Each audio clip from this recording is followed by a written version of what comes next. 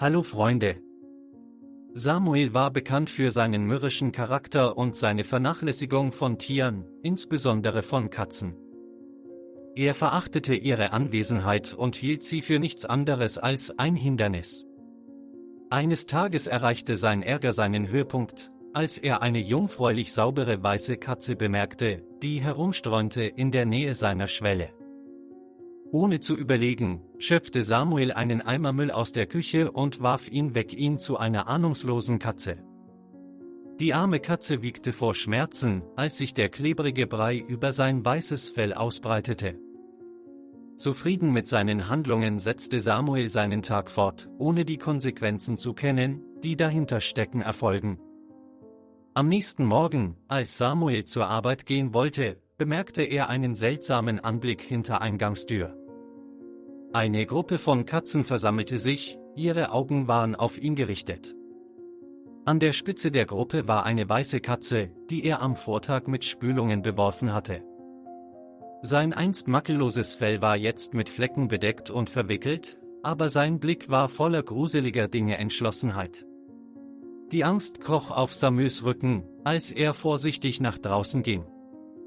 Bevor er reagieren konnte, stürzte sich eine Gruppe von Katzen auf ihn und steckte seine Krallen in sein Fleisch.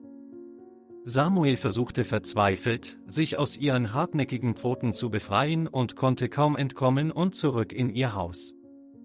Während er schwer atmete, schaute Samuel aus dem Fenster und wartete darauf, dass sich die Katzen zerstreuen würden. Zu seinem Entsetzen erkannte er, dass die Anzahl der Katzen von Minute zu Minute zunimmt. Sie schienen sich vor seinen Augen zu vermehren, ihre Augen funkelten mit übernatürlichem Verstand. Samuels Panik wuchs mit jeder Sekunde.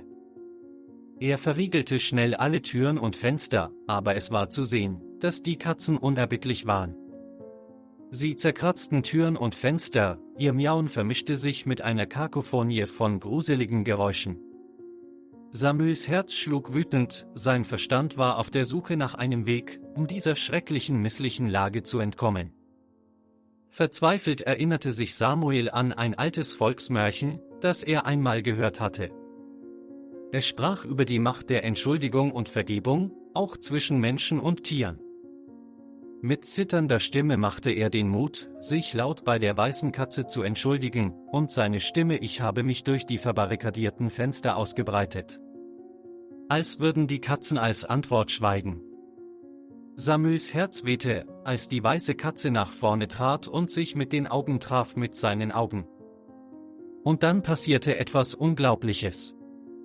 Die weiße Katze nickte, sein Blick war voller Verständnis. In diesem Moment hörte der gnadenlose Sturm auf. Die Katzen haben sich langsam zurückgezogen und sind in den Schatten verschwunden, als wären sie es war nicht da. Dort stand Samuel, erstaunt und demütig durch die Kraft der Vergebung.